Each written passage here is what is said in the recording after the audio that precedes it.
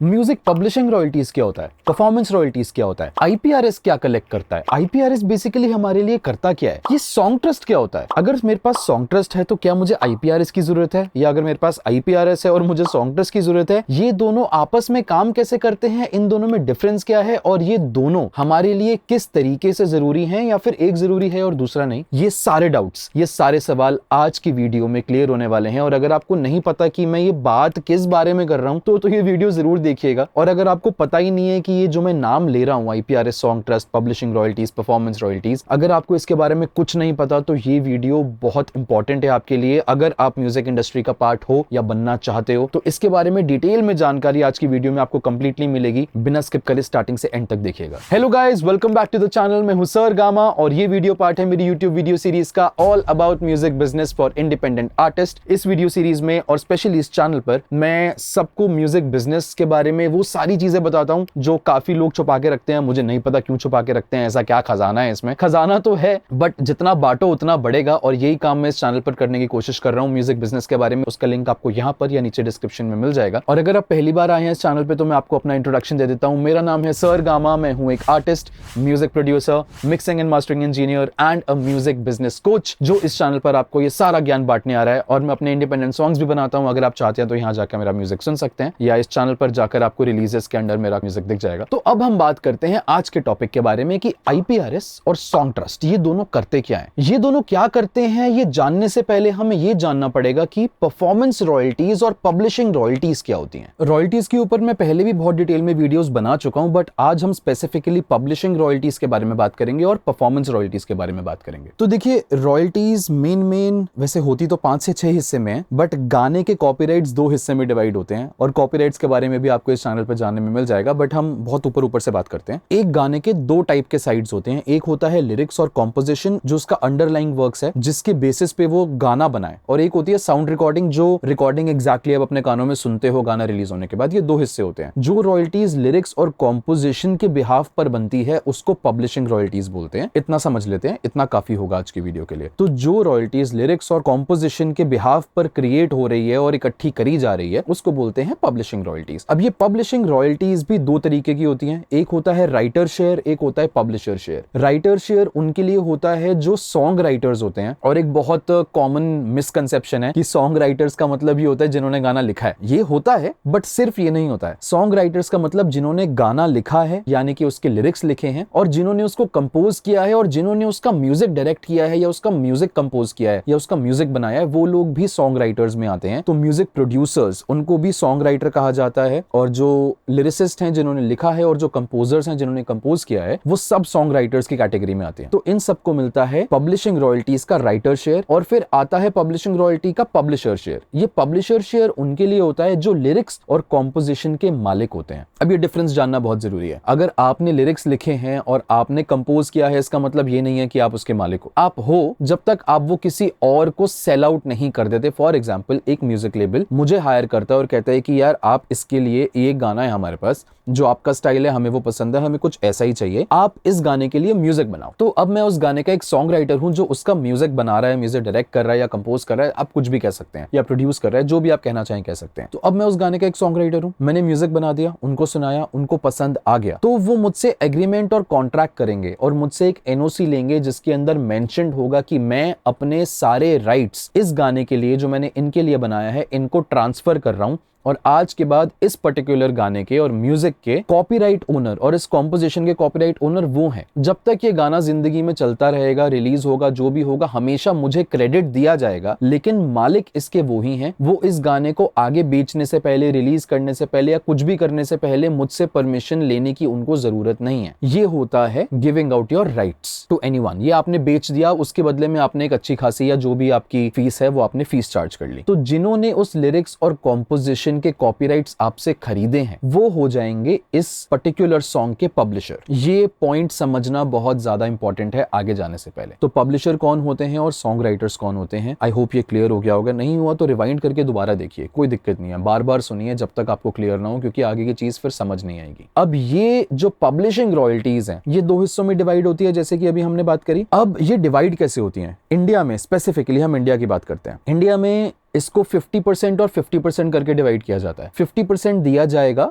उनको जो पब्लिशर हैं, जो लिरिक्स और कॉम्पोजिशन के मालिक हैं, और जो बाकी का 50% है वो दिया जाएगा लिरिसिस्ट और कंपोजर्स या जो भी सॉन्ग राइटर्स हैं। अब ये सॉन्ग राइटर्स के अंदर भी फर्दर डिवीजन है। 25% दिया जाएगा उनको जो लिरिसिस्ट हैं, 25% दिया जाएगा कंपोजर्स को। जैसे लेट्स सपोज एक लिरिसिस्ट और 2 कंपोजर्स हैं, तो लिरिसिस्ट को पूरा 25% मिलेगा, जो 2 कंपोजर्स हैं उनको मिलेगा 12.5 और 12.5%, तो उनका आपस में डिवाइड हो जाएगा। और यही अगर 3 लिरिसिस्ट होते तो उनको 8.33, 8.33 और 8.34 करके टोटल 25% मिलता, और अगर एक कंपोजर होता तो उस कंपोजर को टोटल में 25% मिलता। तो ऐसे होता है इंडिया में डिवीजन, और बाकी का जो 50% है वो डायरेक्टली उसको दे दिया जाता है जो लिरिक्स और कंपोजर के ओनर हैं या फिर जिनको हम पब्लिशर कहते हैं। और इंडिया में 95% से ज्यादा केसेस में म्यूजिक लेबल जो साउंड रिकॉर्डिंग का ओनर है और जो लिरिक्स और कॉम्पोजिशन का ओनर है जिसको पब्लिशर कहते हैं वो सेम ही होता है। और इस टॉपिक पे अभी ज्यादा आगे नहीं जाएंगे, थोड़ी कंफ्यूजन क्रिएट हो सकती है, तो अब हम सीधा चलते हैं रॉयल्टीज के ऊपर। अब जो IPRS है वो ये सारी रॉयल्टीज कलेक्ट करता है हमारे लिए, पब्लिशर शेयर, राइटर शेयर दोनों कलेक्ट करता है। और ये आपको अपने गानों के लिए क्लेम करने के लिए IPRS में जाना होता है, वहां पर अपना अकाउंट बनाना होता है, अपने गानों को रजिस्टर करना होता है, और फिर आपकी रॉयल्टीज कलेक्ट होती हैं और आपके अकाउंट में ट्रांसफर कर दी जाती हैं। इसके ऊपर भी हमने बहुत डिटेल में वीडियो बनाई है, और अगर आप IPRS का मेंबर बनना चाहते हैं और अगर आपको खुद से करने में इशू आ रहा है, अपनी पब्लिशिंग रॉयल्टीज कलेक्शन में इशू आ रहा है, तो आप हमेशा हमारी फर्म को कॉन्टैक्ट कर सकते हैं। सर गामा कंसल्टेंसी, हमारा मेन काम यही है, लोगों की म्यूजिक बिजनेस रजिस्ट्रेशन में हेल्प करना, उनकी रॉयल्टी क्लेम करने में हेल्प करना, और हर जगह पर जहां जहां गाना रजिस्टर करना चाहिए वहां हर जगह पर गाने को रजिस्टर करना, प्रॉपर्ली रिलीज करवाना, ये सारी सर्विसेज आपको हमारी फर्म में मिल जाएंगी। और उसकी डिटेल्स आपको नीचे डिस्क्रिप्शन में और स्क्रीन पर भी यहाँ पर एक व्हाट्सएप नंबर दिया होगा, तो आप उसके थ्रू कॉन्टैक्ट करके इन सर्विसेज के बारे में जान सकते हैं, और चाहे तो ये सारा काम हमारी फर्म से भी करवा सकते हैं। और एक एक्सक्लूसिव नोट, जो भी म्यूजिक रिलेटेड काम हमारी फर्म में होता है उसके अंदर कोई भी कभी भी आपसे किसी भी टाइप के राइट्स नहीं लेगा। कॉपीराइट सारे आपके पास रहते हैं, हम कोई रॉयल्टी का परसेंटेज नहीं लेते, सारी रॉयल्टीज भी आपके पास ही रहेंगी, डायरेक्टली आपके ही बैंक अकाउंट्स में आएंगी। बस हम आपके लिए सर्विस करने का एक सर्विस फी चार्ज करते हैं, बट रॉयल्टी के अंदर परसेंटेज एंड आपके कॉपीराइट ओनरशिप किसी भी गाने में हमारा कोई हाथ नहीं है। अगर कोई भी हमारा नाम लेके सर गामा कंसल्टेंसी या ऐसा किसी भी तरीके का मेरा नाम लेके आपको कॉन्टैक्ट करता है, आपकी रॉयल्टी का परसेंटेज मांगता है या फिर आपके कॉपीराइट्स मांगता है या आपके राइट्स के अंदर अपनी ओनरशिप मांगता है, तो वो एक स्कैम और फ्रॉड है, उनको एंटरटेन मत कीजिएगा। हमारी फर्म से कोई भी इंसान आपको ये चीज कभी नहीं बोलेगा। तो IPRS ये सारी रॉयल्टीज कलेक्ट करके हमें देता है। तो सॉन्ग ट्रस्ट क्या करता है, मेन पॉइंट ये है और मेन कंफ्यूजन ये रहती है। सॉन्ग ट्रस्ट आपको सिर्फ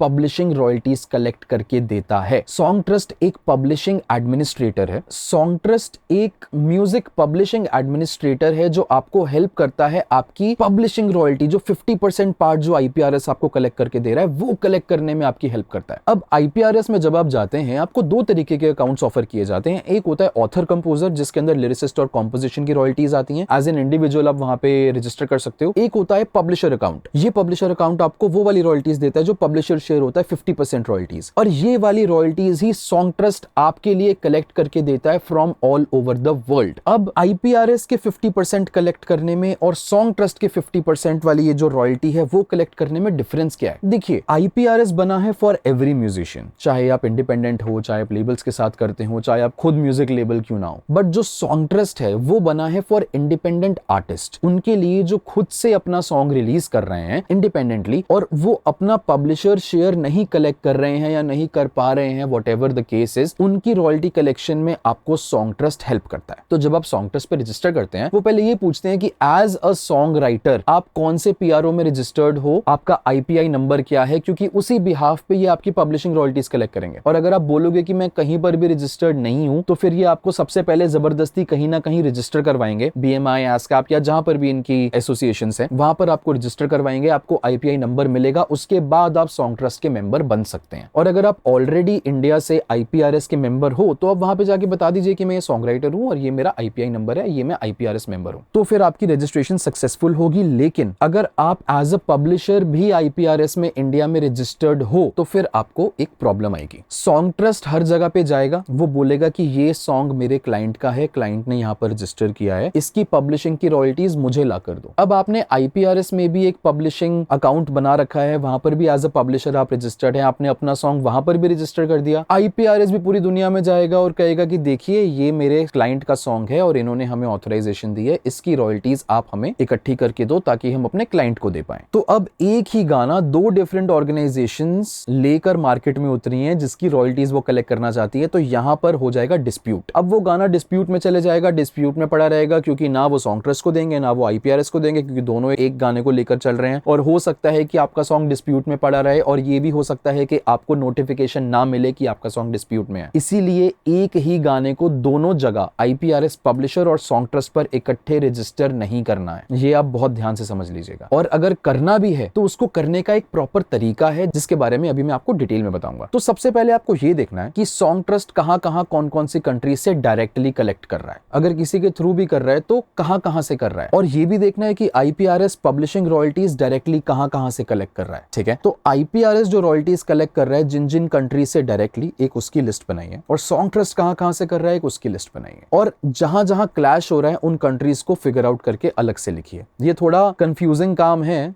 ये मैं अपने लिए भी करना चाह रहा हूं, मैंने अभी किया नहीं है, but this is the correct way. ये थ्योरी जो है मैं आपको बता रहा हूं, ये बिल्कुल परफेक्ट है। इन फ्यूचर जब मैं करूंगा तो मैं उसका एक प्रैक्टिकल भी आपको दिखाऊंगा। तो सॉन्ग ट्रस्ट की एक चीज है कि वो इंडिया से डायरेक्टली कलेक्ट नहीं करता रॉयल्टीज। तो वो आपकी रॉयल्टीज पहले कंपस के थ्रू इंडिया से कलेक्ट करेगा। कंपस एक PRO है जो सिंगापुर का है, सिंगापुर में रजिस्टर्ड है। कंपस के थ्रू वो इंडिया से रॉयल्टी कलेक्ट करेगा, तो IPRS अपना एडमिनिस्ट्रेटिव कट काटेगा, कंपस को देगा। कंपस अपना कट काटेगा, टैक्सेस काटेगा, सॉन्ग ट्रस्ट को देगा। सॉन्ग ट्रस्ट अपना कट काटेगा और टैक्सेस काटेगा, फिर वो आपको देगा। तो आपकी रॉयल्टी घूम फिर के आपको बहुत कम मिलने वाली है। और यही चीज अगर मैं इंडिया से डायरेक्टली कर लूं, जो कि मैं कर सकता हूं क्योंकि मैं इंडिया का सिटीजन हूं, और आप भी अगर इंडियन सिटीजन हैं आप कर सकते हैं, तो IPRS में डायरेक्टली रजिस्टर कीजिए। आपको एडमिनिस्ट्रेटिव कट कटने के बाद सारी रॉयल्टी सीधा मिल जाएंगी। तो अब आपको क्या करना है, आपको सॉन्ग ट्रस्ट से ये कहना है कि आप मेरी रॉयल्टीज कलेक्ट करें, पर सिर्फ इस कंट्री से कलेक्ट करें, इसके अलावा और कहीं से आपको कलेक्ट करने की जरूरत नहीं है, क्योंकि वो IPRS करेगा। फिर आप IPRS को भी ये सेम चीज बोलें कि प्लीज आप मेरी रॉयल्टीज इन कंट्री से कलेक्ट मत कीजिए, क्योंकि यहां से ऑलरेडी सॉन्ग ट्रस्ट मेरी कलेक्शन कर रहा है। तो आपको एक ये फिल्टर आउट करके बीच में निकालना है कि कौन कौन सी countries Songtrust directly collect कर रहा है, कौन कौन सी कंट्रीज IPRS डायरेक्टली कलेक्ट कर रहा है। या फिर अगर आप चाहते हैं कि all over the world song trust आपकी कलेक्शन करे, लेकिन सिर्फ इंडिया से IPRS करे, IPRS बाहर से ना करे और सॉन्ग ट्रस्ट इंडिया से ना करे, तो आप वो भी कर सकते हैं। कॉन्टैक्ट IPRS और उनको बोलिए कि प्लीज सिर्फ और सिर्फ इंडिया से मेरी रॉयल्टीज कलेक्ट कीजिए और कहीं से मत कीजिए। और सॉन्ग ट्रस्ट को बोलिए प्लीज वर्ल्ड वाइड मेरी रॉयल्टीज कलेक्ट कीजिए। तो आप ये भी कर सकते हैं। तो आपको IPRS और सॉन्ग ट्रस्ट दोनों एक NOC रेडी करके देंगे। IPRS आपको एक NOC देगा, ठीक है ये लीजिए NOC, अब हम आपकी सिर्फ और सिर्फ इंडिया से रॉयल्टीज कलेक्ट करेंगे और कहीं से भी नहीं करेंगे। और सॉन्ग ट्रस्ट को जाके दिखाइए, और सॉन्ग ट्रस्ट फिर आपकी इस NOC के बिहाफ पे इंडिया से रॉयल्टीज कलेक्ट नहीं करेगा। तो ऐसे आप अपनी रॉयल्टीज को मैनेज कर सकते हैं। और लेट्स सपोज आपका गाना UK में या US में या कनाडा में बहुत ज्यादा चल रहा है, स्पेशली जो पंजाबी सॉन्ग्स हैं उनकी एक सेपरेट मार्केट है UK में, US में और कनाडा में। तो आप चाहें तो UK के खुद के PRO में डायरेक्टली रजिस्टर कर सकते हैं। वहां पर जाइए, एज एन आर्टिस्ट रजिस्टर कीजिए और इंडिया को बोल दीजिए कि प्लीज मेरी रॉयल्टीज UK से ना लें, क्योंकि मैं UK में खुद जाके डायरेक्टली रजिस्टर कर रहा हूं। सेम चीज आप कनाडा में या किसी भी कंट्री में ऑल ओवर द वर्ल्ड कर सकते हैं, जहां से आप डायरेक्टली रॉयल्टीज लेना चाहते हैं, किसी के थ्रू नहीं लेना चाहते। तो ये होता है प्रोसेस, जिससे आप कॉन्टैक्ट कीजिए, NOC लीजिए और मैनेज कीजिए कि कौन सी कंट्री से कौन सी ऑर्गेनाइजेशन आपकी रॉयल्टीज कलेक्ट करेंगी कौन से सॉन्ग की, ताकि मार्केट में दो कंपनीज एक ही क्लाइंट का एक ही सॉन्ग लेके ना घुसे और उससे डिस्प्यूट ना क्रिएट हो जाए और प्रॉब्लम क्रिएट हो जाएगी। आपके गाने की रॉयल्टी बनेगी पर किसी को मिलेंगी नहीं। आई होप ये चीज आपको समझ आई हो कि IPRS एग्जैक्टली क्या करता है और सॉन्ग ट्रस्ट एग्जैक्टली क्या करता है, इन दोनों में क्या डिफरेंस है रॉयल्टी कलेक्शन में, और किस तरीके से ये रॉयल्टी कलेक्ट करते हैं, और कैसे आपके गाने डिस्प्यूट पे जा सकते हैं और कैसे आपके गाने डिस्प्यूट से बच सकते हैं। एंड आई होप आपको ये सारी चीजें समझ आई हो। ना आई हो तो दोबारा वीडियो देखिए। अगर फिर भी कोई डाउट है तो इस वीडियो पे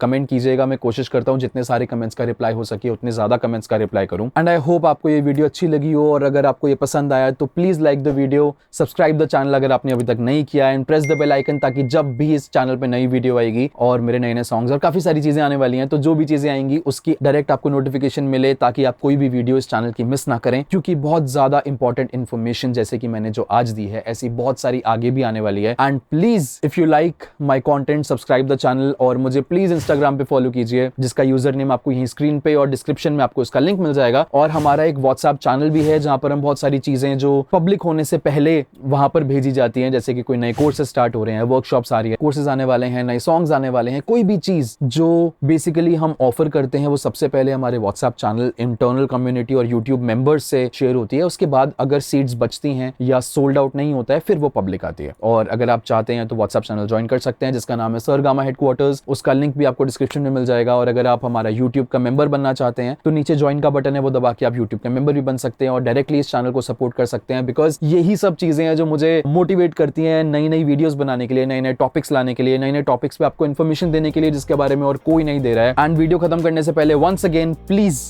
like the video, subscribe the channel, press the bell icon, and I'll see you in another video on this channel अगले हफ्ते नई वीडियो, नई इन्फॉर्मेशन, नई इनसाइट के साथ। Till then, take care, bye bye, peace out। ਉੱਚੀ ਉੱਚੀ heel ਵਿੱਚ ਲੱਗਦੀ ਏ ਹੂਰ ਨਹੀਂ, ਪਿਆਰਾਂ ਵਿੱਚ ਇੰਨਾ ਚੰਗਾ ਹੁੰਦਾ ਨਾ ਗੁਰੂਰ ਨਹੀਂ, ਹੌਲੀ ਹੌਲੀ ਚੜ੍ਹਦੇ